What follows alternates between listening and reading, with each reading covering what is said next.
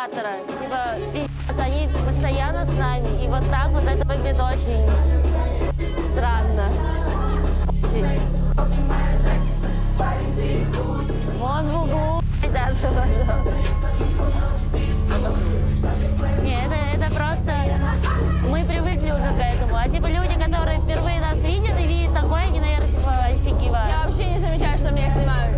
Да. Ты прикинь, я 4 года снимаюсь в реалити-шоу. Я, типа, уже даже когда я там с кем-то ссорилась, когда у меня слезы, я, наоборот, думаю о том, чтобы включить диктофон. Не думаю о том, чтобы убрать камеру, а чтобы, наоборот, все записать. Прикинь, вообще...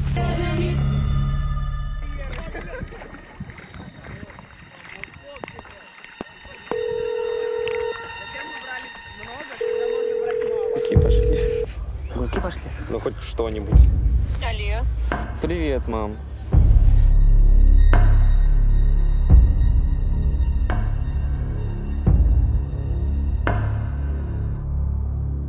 Алло. Привет, мам. О, привет. Салют. У нас просто тут интернет на пляже не ловит. Тут заглушки какие-то стоят. Что делаешь? Кошмар. Согласен. Кушаю мороженое. Вау. Ты одна дома? Да. Это... Я... Да. Чё звоню? Да, что надо? Ну, деньги-то потом. Это... Ну, мы просто с тобой недавно разговаривали, я еще в доме был. Мы так откровенно поговорили. Вот. И... Ну, типа, у нас же с тобой классный коннект. Типа, мы доверяем там друг другу, всегда все рассказываем. Ну, допустим. Ну, в смысле, допустим. Я тебе всегда все рассказываю, и это... Хорошо. Вот. И сейчас звоню сказать одну важную вещь для меня. Я хочу, чтобы ты знала об этом. Что ты так притихла? Страшно? Короче. Мам. Да. Я гей.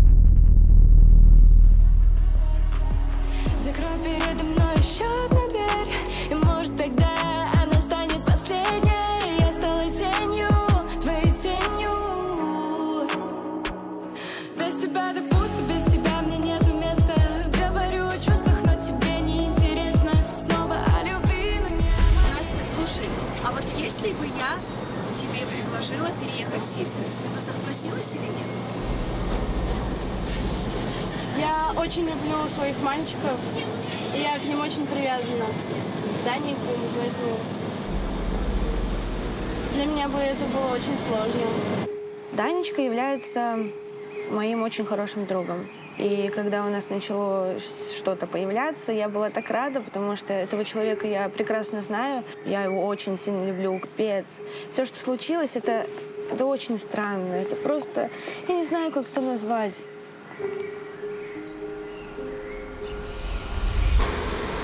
Я бы не переехала. Получается, смотри, ты сказала, что для тебя важен Даня и Кум. Даня и Кум.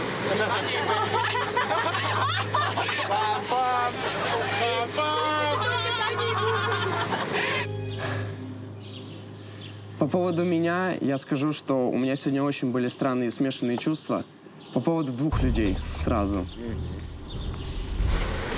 Мальчики такие, ему предложат сейчас контракт в Америку, они уедут, а ты как бы отказываешься от предложения из них или просто из-за чего-то другого. Но я просто я спрашиваю. Вот это твой «просто я спрашиваю», это очень... Это типа как у мамы, Нет. делай, что хочу. Да. Я тебе могу сразу следующий вопрос. Тебе нравится все же Настя или Марисен? Какие у меня чувства, какие у меня отношения с Машей Сен? Какое-то время она мне нравилась. Типа, это была как влюбленность скорее. Такая вот привязанность. Когда она еще была в доме, это все продолжалось. Потом, когда она уехала в дом сестер, это как-то притухло. И когда мы тут оказались в Сочи, мы помирились. Когда мы просто ехали в автобусе. Я знаю, Маш, что ты смотришь это. И, скорее всего, ну, никаких чувств у тебя как и не было, так и нет. Но мы, даже когда в автобусе ты положила голову на меня, то типа что-то не определено. Ну, я не знаю, как это объяснить. Типа, у меня снова оно как вспыхнуло. Это типа как зажигалка для спички, я не знаю как. И вот, ну, у меня спустя 4 месяца все равно остались чувства к Маше. Очень жаль, что мы с тобой знакомы. Я помню, как ты провожал до дома. Короче, мам, Да. я гей. Мне только, пожалуйста, с чего ты это взял? В смысле, с чего я это взял? Ну, мне мальчики нравятся. Тебе мальчики нравятся? Да. Очень плохо, Лена. Почему? Что я тебе могу сказать? Ну, ты считаешь, что нормально? Абсолютно нормально. Это же, я же говорю, у меня не рак какой-нибудь, у меня там ничего такого. Это обычное, типа, явление. Это... Необычно. Я же вам всем говорил. Хотела бы, чтобы это было с тобой. Так, в смысле, это не диагноз какой-то. Ну, это диагноз. Нет. Почему ты так решил? Ну, это... Вот ты так взял. С чего? Вот с чего? Мам, ну, наверное, потому что я с 16 лет с мальчиками начал встречаться. Ну, в смысле, как? Я это, ну, я не знаю. Я не хочу, чтобы это было. Я не хочу это. Так ты не хочешь, но ты же... Просто каждый раз, когда эта тема заходила, я так пытался... Это ненормально. Ну, для меня это ненормально. А может быть, пройдет время, и ты как-то переосмыслишь себя? Я не воспринимаю. То есть ты не воспринимаешь своего ребенка? Нет, я воспринимаю своего ребенка, я его очень люблю. Вот, я тебя тоже очень люблю. Ну, это, наверное, это не мое. Ну, да, это не то. Но зато у нас, смотри, сколько у нас общего, нам обоим нравятся мальчики. Это ж классно, сколько общих тем есть. Никаких общих тем я здесь не вижу. Почему?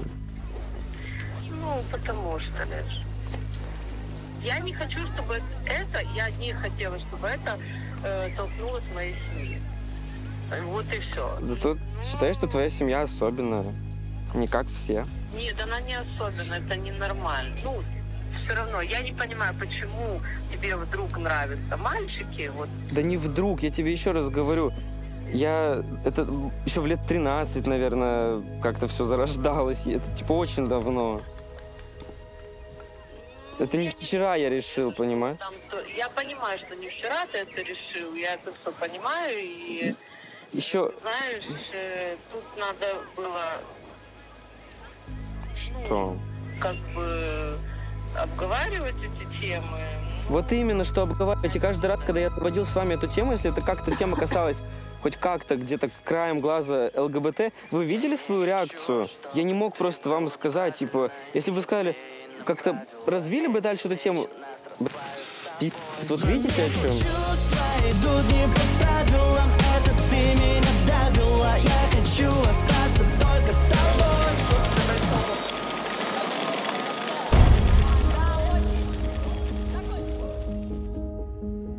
У Володи девушка, ты знаешь? Какого? У Володи девушка приезжает скоро. Какая девушка? Володи девушка. Гей. Нет. Какая девушка, Володя, гей? Знал? Чего? Какая девушка? Я не гей уже. Реально? Что девушка? Ты гей. Ты не знал, у меня есть девушка. Тебе сопровождение. Она прилетит сегодня. Она уже прилетела. А, да? Он ее прячет? Где Володя? Его здесь нет. Володя завтра с тёлкой приедет какой-то. Я об этом никому не рассказывал, и вы об этом не знаете, но завтра Володя приезжает с тёлочкой. С тёлочкой, с другом Крабом. Это секретная информация. Завтра Володя привезет себе такую свою девушку. Он мне по секрету сказал, я по секрету сказал Стёпе, и по секрету, видимо, об этом никто еще не знает. Бэд Барби еще по секрету об этом знает. Значит, узнают об этом все. Но это будет интересно. За что Володя хотел оставить это в секрете и сделать для всех эффект вау. И вчера нам рассказал. Он все раз.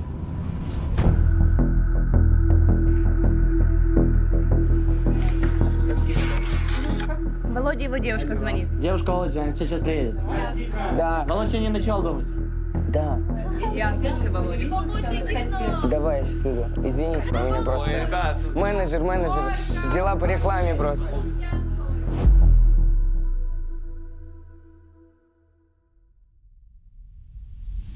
Всем привет!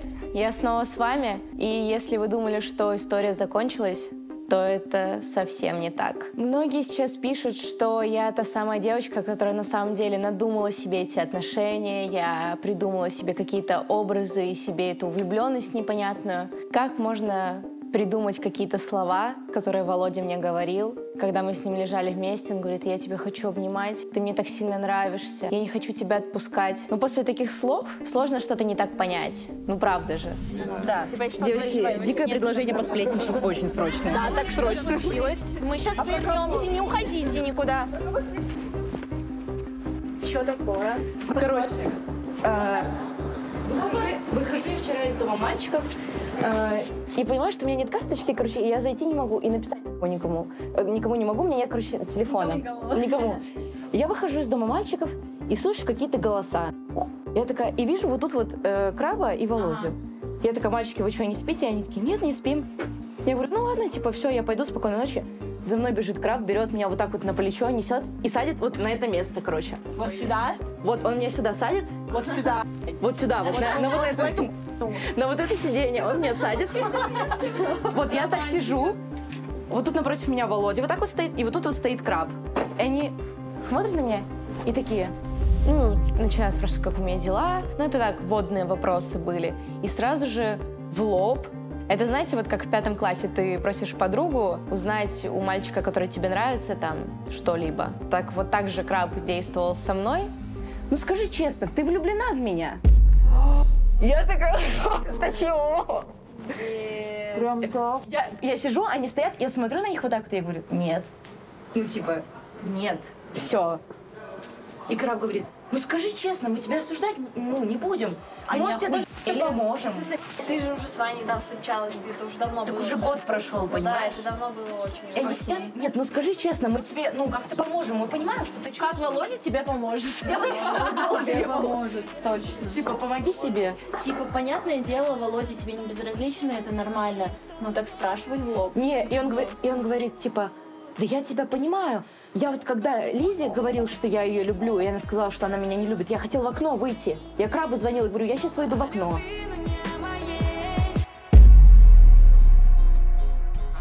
Я не знаю, я предполагаю. Пойдем. Ура! Ура! Все на йога, да? Да. Йога? Какая еще йога? Охранник свалил, все. Охранник на йогу? На йогу. Охранник все спалил. Мы йогу будем. Я тоже не хочу.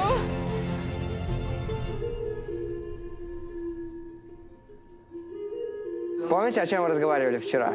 Да. Вчера или позавчера? Когда мы ездили на БТР? На БТР мы с тобой о чем-то разговаривали? Вчера или Про позавчера? почку. Про почку. Когда это было?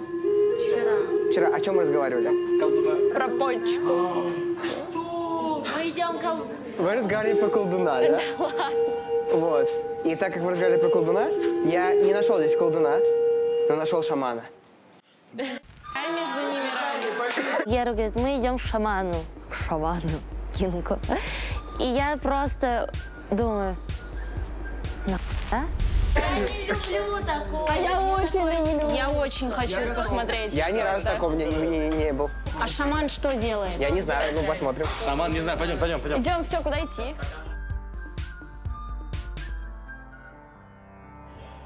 угорать на шамана можно? Нет, Тима, тебя заколдуют.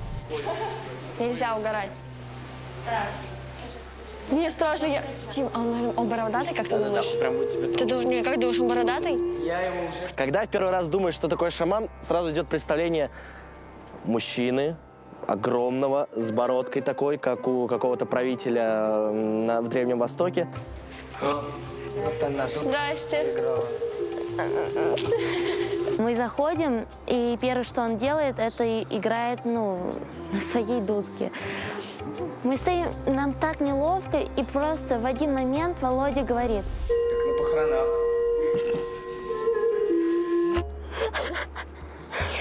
И в этот момент я понимаю, что, мне кажется, он думает, что мы все дауны какие-то, невоспитанные. Здравствуйте, ребята. Здравствуйте. Да. Рад вас всех приветствовать здесь, да. Меня зовут Евгений, Женя. Да. Взаимно. Мари. Смотрите, сейчас мы с вами проведем медитацию. А после мы начали медитировать. Мы ложимся, нас 7 человек, закрываем глаза, и начинается бум!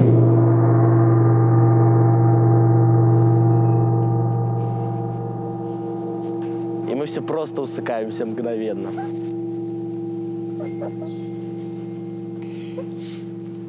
Второй раз.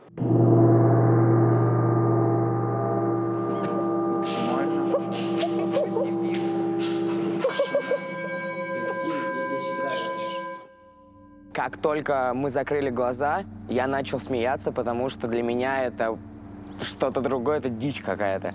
Проходит 5 минут, я не понимаю ничего, проходит 10, я начинаю потихоньку погружаться, и наступает момент, когда я почувствовал самого себя.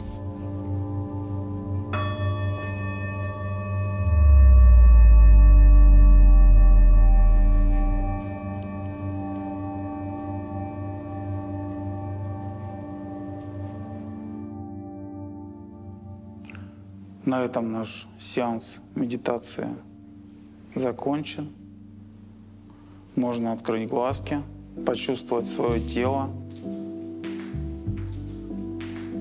Я не знаю, как это объяснить, это очень тяжело, но вот эти микромоменты как-то я уловил, и у меня пошла дрожь немного. Спасибо, мурашки пошли в лицо. И только все закончилось, я понимаю, у меня немного слезы на глазах от того, что, может быть, сильно прочувствовал это. Прикольно. Если бы не тапки операторов и бахилы. Ну, работает до хуя людей в команде. Ну, чего нельзя было сказать всем в носках походить? Аккуратно было бы, ничего не слышно. Так нет, я слушаю эти чаши судьбы, нормально слушаю, такой втыкаю, думаю, уже все. И тут ходит.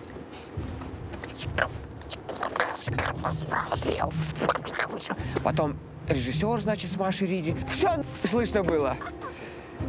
И ты такой, только хочешь в это в новое шаман-кинговское измерение войти? Так нет, все. Всех благ вам. Если есть у вас какие-то вопросы, то, соответственно, вы можете задавать. Или, например, у кого-то есть личный вопрос, да?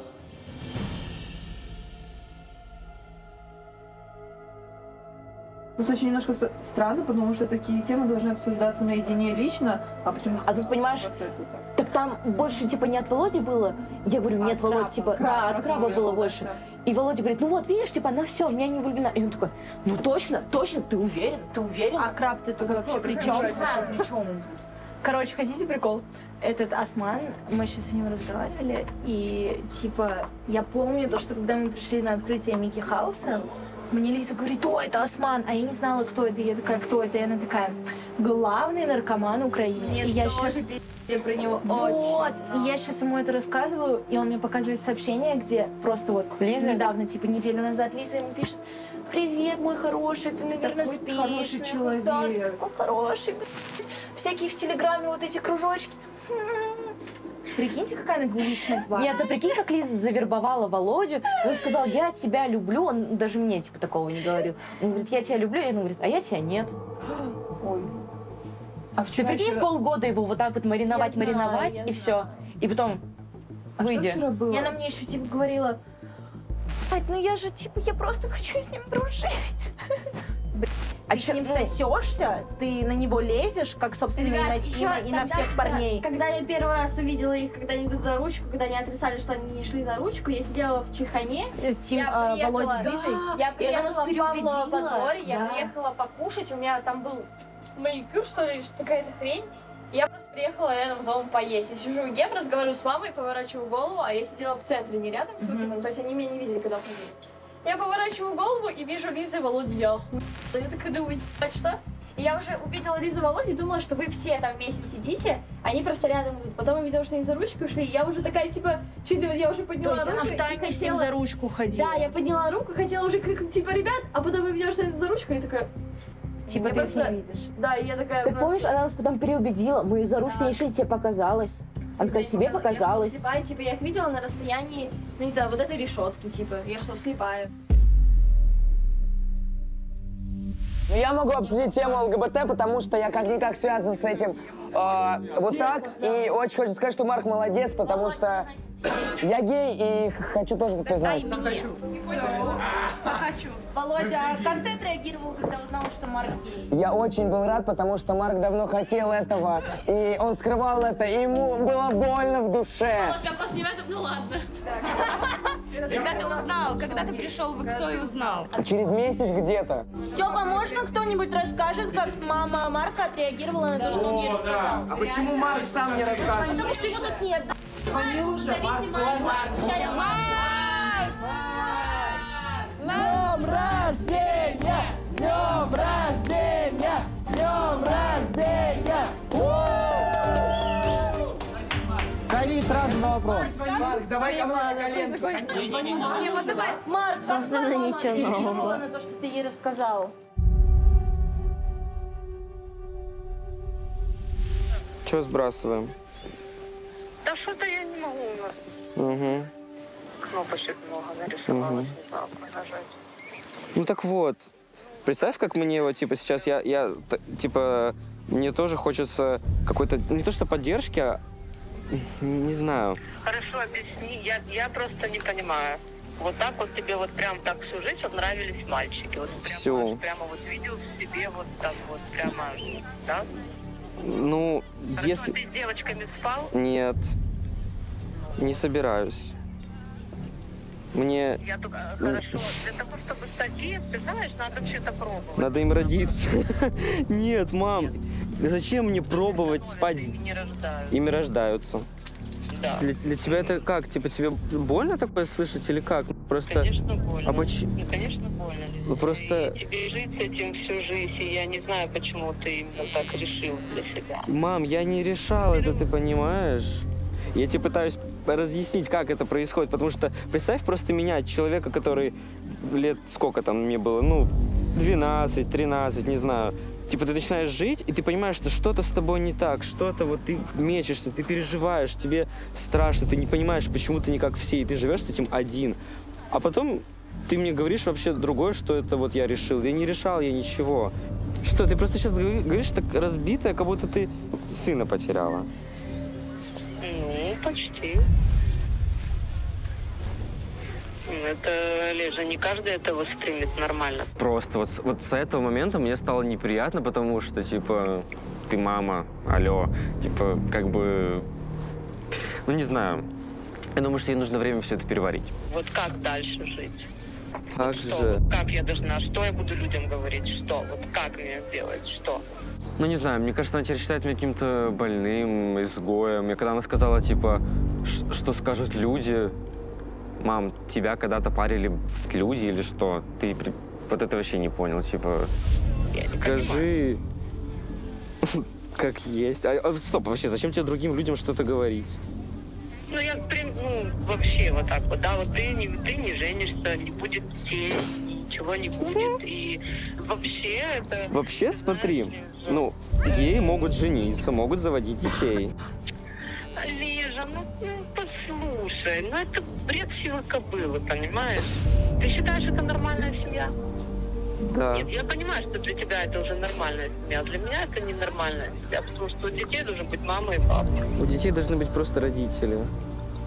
И когда мама говорит, что не будет семьи, типа, если хочешь, ну, типа, вот, можно сделать семью у геев, это нормально, но мама говорит, что это ненормально, должна быть мама и папа. И то, потому что это не она говорит, это общество ей так навязало. Я уверен, что у нее будет все нормально, и просто нужно время. Это очень тяжело. Просто я понимаю, что на принятие себя меня ушло много лет, и ты не можешь за один день тоже это Я не понимаю. Для того, чтобы определиться вообще, надо попробовать и там, то есть, да, может быть, ты бисексуал. Я так думал в 16 лет, что я бисексуал. Потому что реально я думал, что типа отношения с девочкой, но потом, блин, ну как я тебе простым языком сказать, что мне не нравится. И еще хочется сказать, что если вот среди тех, кто смотрит, вы чувствуете, что как-то отличаетесь от стандартов, которые навязаны людьми, то не бойтесь принять себя, если вам нравятся парни, если вам нравятся девушки, если вам хочется сменить пол. Типа, это ваша жизнь, это ваше тело, ваше дело. Вы можете делать все, что угодно, главное не бояться. Я очень хочу, чтобы на моем примере люди поняли, что это не страшно, что это нужно, и вам с этим будет просто проще жить, чем с этим грузом на плечах ходить и скрываться, и обманывать всех, и даже себя. Типа, против себя не надо идти, любите себя, принимайте себя, и то, как вы будете относиться к себе, так вам будут относиться окружающие. Неважно, вы гей, лесбиянка, транс или что-то еще. Все круто. А потом ребята пошли на разговоры с шаманом, говорил, нужен конкретный вопрос, конкретный ответ. Шаман выглядит так, как будто он обшаманился немножко. То есть он такой... так спокойно разговаривал. Но немножко тяжело иногда было с ним разговаривать, потому что он как будто был в своем мире таком, знаете. Нет, я просто, вот он говорит про будущее спросить, ну, еще что-то, и я как-то считаю, что это, ну, он ничего не изменит, как бы это только мое. Так он и конечно, нет, твое. Ну, а что я тогда у него спрошу? Ну, что-нибудь. Что? Попробуй. Если честно, это все фуфло, ребят. Я не знаю, этот шаман, он сам придумал, что он шаман. Он просто простой психолог, и все. Ну, не бывает никаких шаманов там, колдунов, там, экстрасенсов, не бывает. Не верю. Херня это все, бред. И вы не верите, это все бред. Не, я пока что не могу это прям настолько серьезно воспринимать, именно разговоры с такими людьми. Типа, я сейчас буду ржать. Так он не колдун. Так я понимаю, но все равно Он для может меня... будущее предсказать. Да он не может будущее предсказать. Никто не может предсказать твое будущее, да. Нет, есть люди, которые предсказывают будущее. Нет таких людей. Это психолог, который может с тобой просто поговорить. Никто не построит будущее за вас. Никто не предскажет вам будущее. Только вы можете сделать свое будущее таким, каким вы хотите его видеть. Так, что, то есть нельзя спрашивать вопросы про будущее? Какое будущее? Из своей личной проблемы как-то поговоришь? Это психолог, да. Психолог. И он тебе объясняет, как настроиться, как избавиться от всего. Наставление дает, конечно. Но не лично твои проблемы, чтобы нельзя сказать, моя кошка заболела, что ты сделаешь? Он просто тебя психолог, да, У меня кошка заболела. Да, тут очень приятно, я сейчас тут усну, тоже продолжу свою медитацию. Может, как-нибудь выберем день, завтра Завтра. бассейн, массаж. Ой. Бери свою девчонку. Почему? Володя, почему ты не хочешь? Стесняется. Он не уважает своего. Володя, давай возьмем кого твою ты девчонку и стесняешься? просто- Володя, кого ты стесняешься? А сколько ты с ней встречаешься? Неделю. 3 недели? Покажи ее, Володя. Красивая девочка. Сейчас. И вот. Лучше покажи собаку. Покажи собаку. Капец красивая. Да. Смотри, какая у нее собака. На Кристину похожа, да, ведь? А тебе Как будто у нас бассейн. Да, кстати, на Крис похоже. Да, напоминает. Яна. Такой типаж, блондиночка, человечная. Яна. Прям красивая, вот. Если честно, то лицо скрести, когда ты не могу. Типаж один. Это и твой типаж. У него светлый волос, у него светлый брови. А еще она очень богатая. Ее родители очень богатые. И Володя это не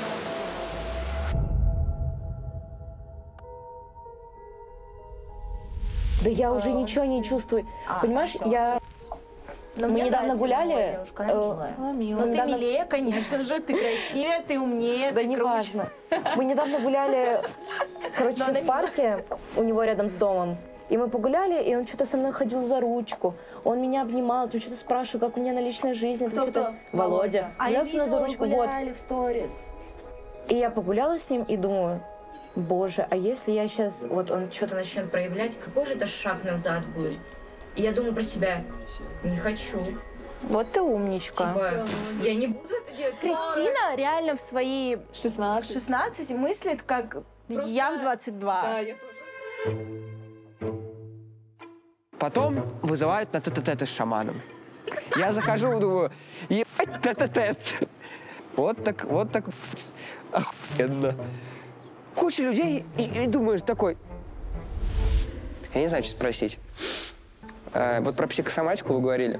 Мне кажется, у меня часто бывает такое, что я заболеваю, когда что-то важное происходит. Всю жизнь так, вообще, последние несколько лет. Вот, допустим, не знаю, долго не записываю песню какую-то, и тут я знаю, что вот в субботу запись на студии, в субботу с утра заболит горло. Всегда так. Вот сейчас даже снимаем реалити и заболел. Не болел год почти, наверное. Снимаем, заболел. Всегда так. От переживаний, от внутренних. Есть определенный стресс. Есть такая замечательная штука, как йога-нидра. Просто слушать ее минимум раз в день. Начать. А сколько слушать? Когда? Надо? Слушать ее можно всегда.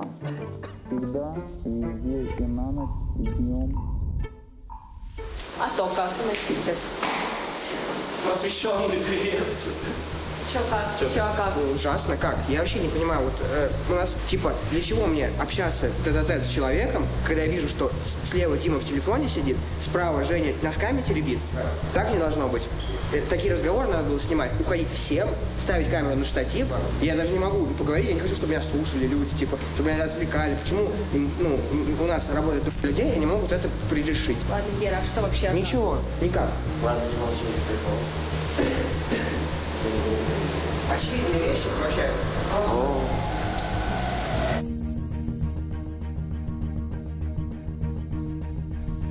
Будет только одна позиция. Хорошо, давайте я очень пьяная, но у меня вопрос прямо сейчас голову просто сломает. Мне вот интересно, это была Крапа идея или Володя идея посадить сюда Кристи Крайм малышку, и спросить ее, влюблена ли она в Володю? Короче, давайте это нормально? Можно или нет, мне пойти? Да, давай, конечно. Просто такая ситуация, что я неоднократно вижу, что Кристина влюблена в меня, это факт.